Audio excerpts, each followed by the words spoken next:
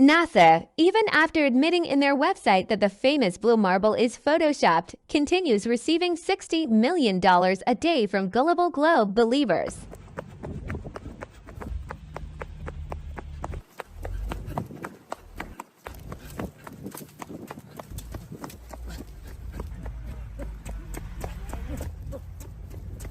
Classic Mathemagics with the Walter Bislin Earth Curve Calculator. Globeheads say that their refraction slider can account for any long-distance observation made by flat earthers. Okay, how about 24,825 miles? Standing in Kansas, looking all the way around the entire globe at something that's actually behind you. Remember, the Earth's circumference is 24,901 miles, supposedly. So let's take 24,825 times 5,280 and get 131,076,000 feet. So let's put that into our Walter Bislin calculator and put our target size at 100,000 feet, our observer height at normal 6 feet.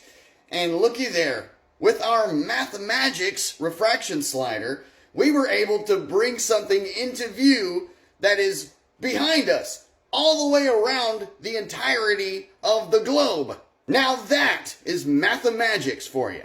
This whole idea is centered around reverse engineering of the geocentric and creating this mathemagical way of deceiving you. So now with the Walter Bislin Earth Curve Calculator with the refraction slider, that refraction slider can cause us to make observations that are entirely around this whole entire globe and behind us.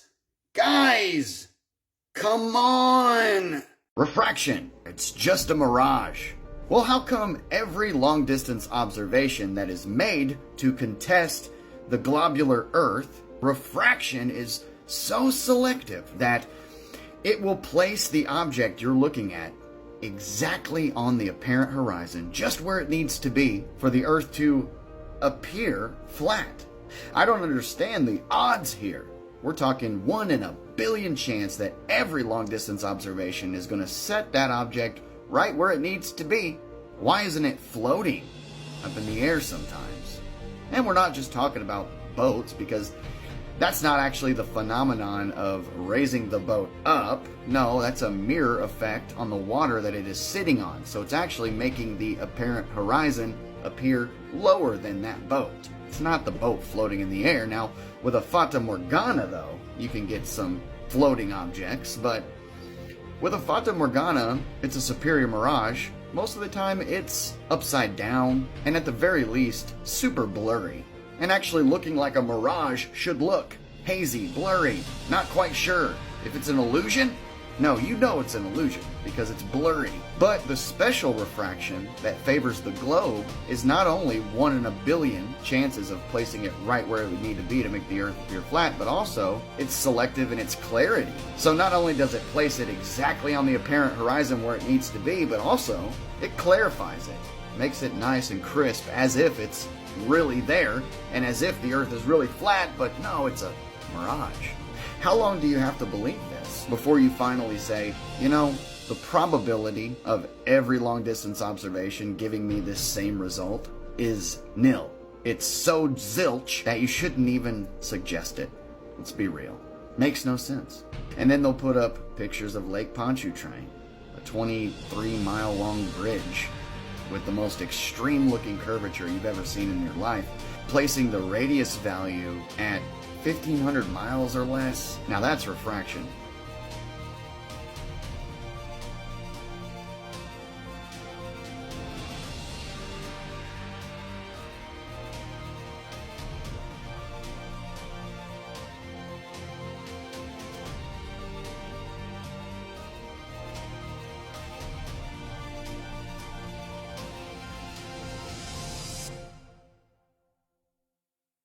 Not one, but 2 moon trains are being funded now. NASA plans to build a levitating robot train on the moon, not to mention the underground railroad system that's in the works. They say this will minimize the lunar footprint. I only know of one footprint on the moon. Does the moon have a climate crisis now with no atmosphere? But let me get this straight. You can't figure out Artemis 2 and 3 because of safety reasons? You can't figure out how to get a 4-man crew to the moon, but you want an underground railroad system where you would have to send a 6,000-ton boring machine there? Not to mention the rails and the train cars and the size of the crew?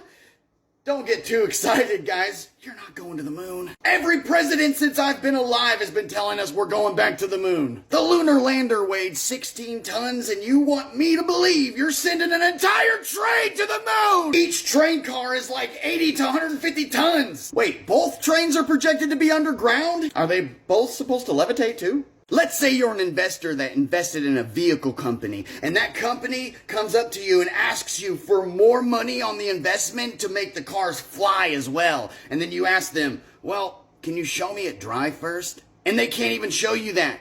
Would you give them more money to make those cars that they can't even figure out how to drive to fly? You destroyed this technology. It's a painful process to build it back.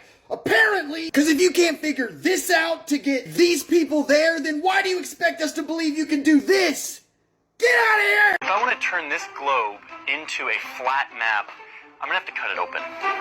Have you guys seen the explanation on why all maps are wrong? And this guy's got the globe and he persists to cut it open all the way across and lays it out and tries to flatten out the globe. But wait, which came first? Flat maps or globes? Well, we all know flat maps came first. They are made using cartography and plane surveying, and despite all popular belief, they are still made that way today. In fact, if you think how globes are made, well, it's a flat map wrapped around a sphere. And a globe is just a spherical model of Earth. In fact, you'll find this disclaimer on the bottom of most classroom globes. Not for educational purposes. Even Robert Simmons had to take a flat map and wrap it around a ball to make the blue marble. That was supposedly done by satellite, but still collected all flat data. We know it's completely flat from any altitude. Even when Felix Baumgartner went to the edge of space, Neil deGrasse Tyson said,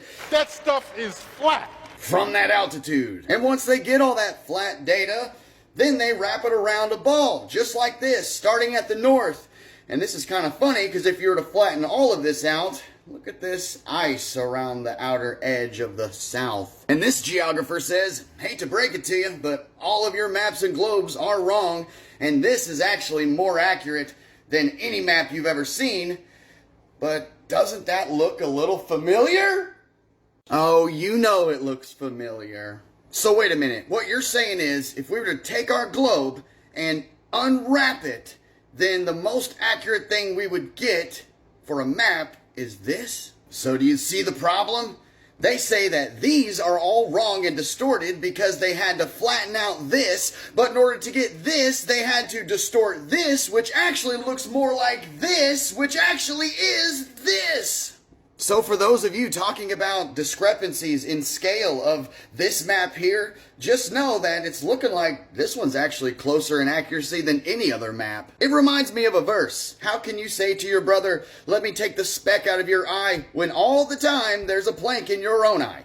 You hypocrite, first take the plank out of your own eye, and then you will see clearly to remove the speck from mine. Hey Tim, I want to encourage you today to look into the definition of science and pseudoscience. So science is the demonstratable, right? Testable, repeatable, provable. It uses the scientific method to prove things to be either true or untrue. And pseudoscience is rhetoric spilled from the mouth as if it's true, but then when the scientific method comes along, it proves that to be false, right? So imagine this. There's two people standing on the beach, okay? They both heard the claims from Bill Nye the Science Guy. So the one guy does not have binoculars. He's looking out, and at 3 miles, just as science says, he watches a boat go over the curve of the earth, right? His friend standing next to him has binoculars, right? So then this guy standing on the sand, he says, wow, holy crap, it's just as Bill Nye said. The boat, it just went over the curve of the earth. And then the guy with binoculars says, no, dude, you don't see that? Dude, the boat is right there in all of its glory. And then the guy without him says, hey, what are you talking about, dude? no, I saw the boat go right. And they start getting all, ooh, and they start fighting and everything, right? Well, wouldn't that be sad? Because the guy standing with no binoculars just can't simply see the truth. Because he does not have the instruments. He doesn't have the discernment. Doesn't have the optics to see far and wide enough to understand that what he was told was actually untrue. Now imagine that. Now the whole world's fighting because some people can see and some people can't. What up, fam? It's time to debunk the globe religion once again with the Canagoo observation. Here we go. From 163 miles away with an observer height of 1,050 feet, let's do some globe religion math and see if it checks out. Straight from the Earth curve calculator, the target distance 163 miles away. Again, eye height 1,050 feet. There should have been over 10,000 feet hidden beneath the Earth curve. So this is how high the mountain is. Therefore, with that globe math, the top part of the peak would be well below 1,000 feet beneath the Earth's curvature, and all they can do is claim refraction, and here's why that's a problem. So refraction is the bending of light, and the only time that we can see these mountains is when the sun is behind it, creating a silhouette of the mountain. So if a silhouette is the absence of light and refraction is the bending of light, we need a physical line of sight to see the object that's blocking the light. Therefore, it can't be refracted. So this is what the globe model has to claim is actually happening, is that the mountain is below the Earth's curvature and then it's being all the way refracted up above, and that's how we're able to see it. And again, we don't see the mountains when the sun is up in the sky, so the globers would claim, oh, it's because it's behind the Earth curvature, when really it's just the thickness of the atmos. And again, we can only see the mountains when it's backlit by the sun, which again, we need a direct line of sight to be able to see that. Globe debunked once again. It's the year 2024 and NASA gets more than $60 million every single day to show us adult cartoons, and there's people out there that have the audacity to say that we should give them more money. They get 60 million plus a day and they can't even provide us a real picture of Antarctica from space that's real. I hate to break it to you guys, but that is not real. No matter how long you search, or no matter what search engine you use, you won't find any real photograph. Every single one is just CGI or cartoons. Every single one. And this is when the cognitive dissonance starts to kick in. I get that it's uncomfortable to admit that maybe we've been lied to, but the quicker that people wake up, then we can stop giving them all of our taxpayer money for them to show us adult cartoons and explore the alleged space that doesn't exist.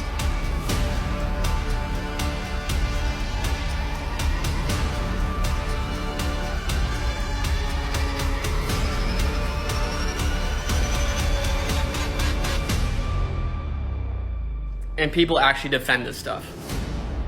Then why does the sun go behind the moon? That's actually a good question. Before I answer this question, I just want to say, we do have a world full of lies. All the school systems, everything is failing us. So I don't know everything. This is just from my own observation from the Bible and from other stuff and other people. But I just know that the earth is definitely not a ball.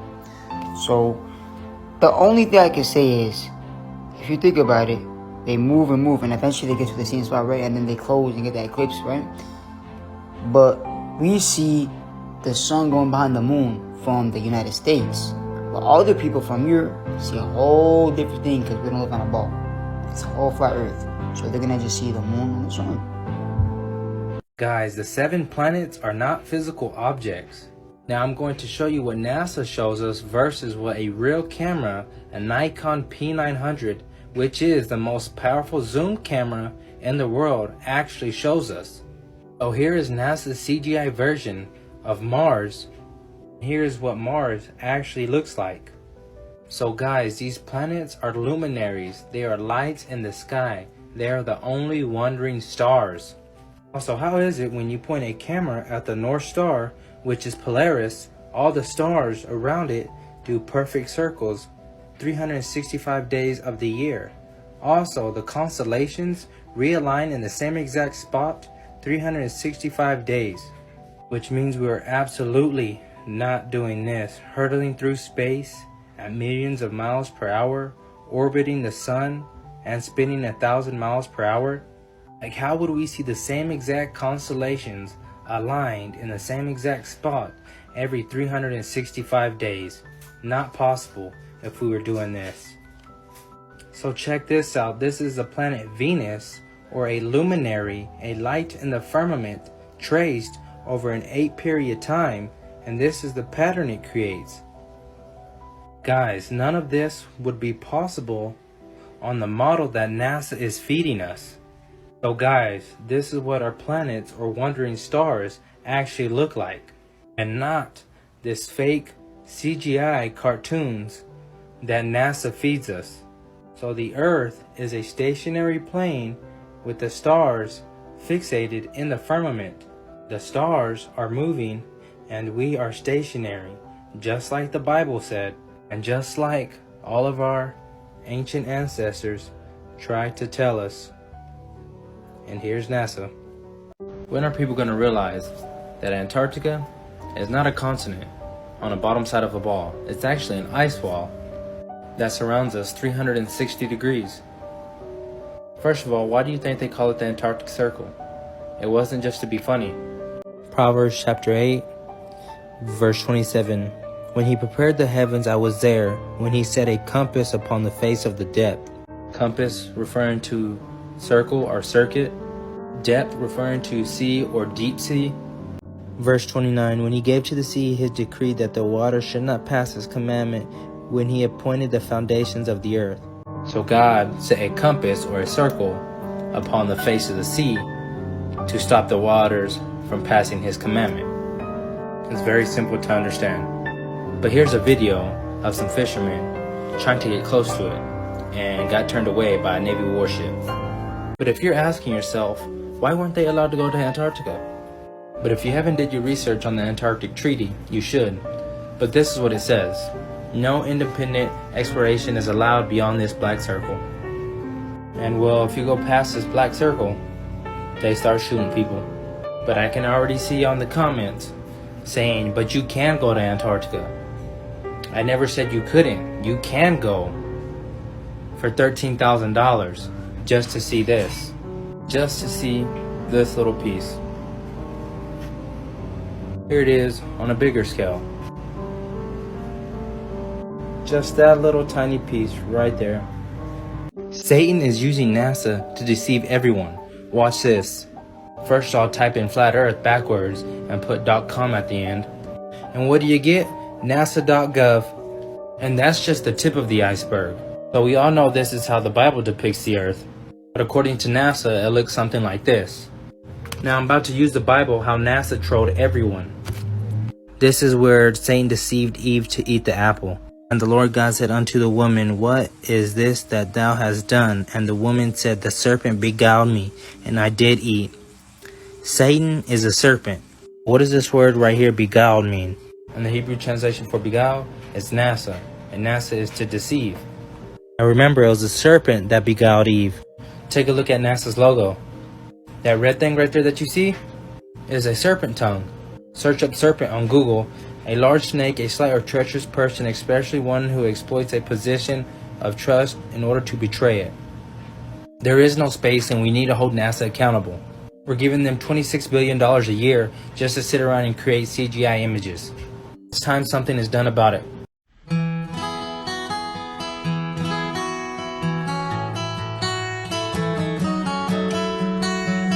Here comes the sun, doo-doo-doo-doo. Here comes the sun, I say, it's alright. Little darling, it's been a long, cold, lonely winter. And little darling, it feels like years since it's been here. Here comes the sun, doo-doo-doo-doo. Here comes the sun, and I say, it's alright. It came in the mail, and y'all are opening it with me. Ooh. Smell it. Woo!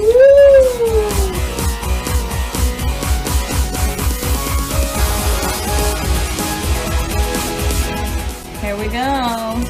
The flat Earth map dates back over 1,000 years. This map is credited to being created by a Persian astronomer. His name was al-Biruni and he lived between 973 AD to 1048 AD.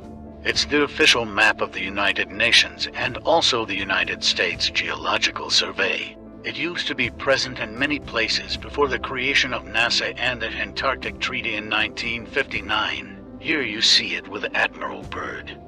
This map has been restored by Dmitry from Russia with suggestions of mine, Idialenkar. Known by my YouTube channel Flat Earth Banjo, I asked Dmitry to include the Bermuda Triangle and Point Nemo, a place deep in the Pacific where NASA buries rockets. Then Robert Tozzi, a professional mapmaker, came along and enhanced the map even more. There are many people now selling this map online, but if you could order it from my online store, I would greatly appreciate it. Visit my online store now and order one of the items. I humbly thank you.